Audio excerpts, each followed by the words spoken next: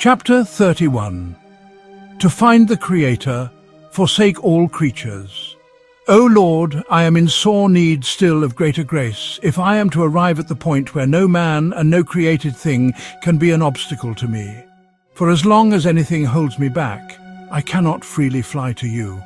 He that said, "Oh, that I had wings like a dove, that I might fly away and be at rest," desired to fly freely to you.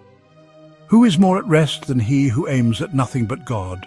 And who more free than the man who desires nothing on earth?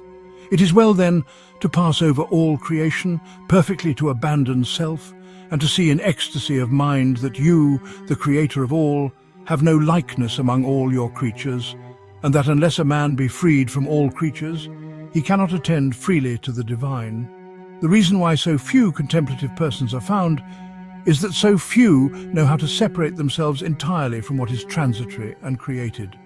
For this indeed great grace is needed, grace that will raise the soul and lift it up above itself.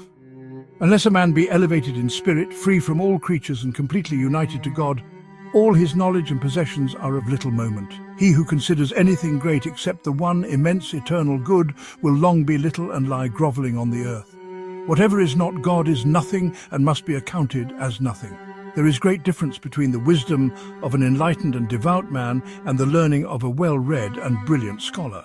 For the knowledge which flows down from divine sources is much nobler than that laboriously acquired by human industry. Many there are who desire contemplation, but who do not care to do the things which contemplation requires. It is also a great obstacle to be satisfied with externals and sensible things, and to have so little of perfect mortification.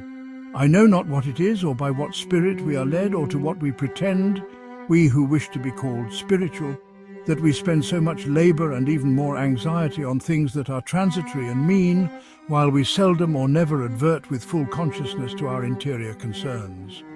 Alas, after very little recollection we falter, not weighing our deeds by strict examination. We pay no attention to where our affections lie, nor do we deplore the fact that our actions are impure.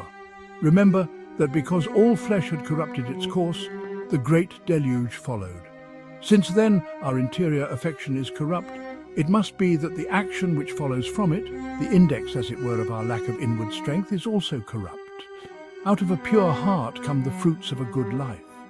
People are wont to ask how much a man has done, but they think little of the virtue with which he acts. They ask, is he strong, rich, handsome, a good writer, a good singer, or a good worker? They say little, however, about how poor he is in spirit, how patient and meek, how devout and spiritual. Nature looks to his outward appearance, grace turns to his inward being. The one often errs, the other trusts in God and is not deceived.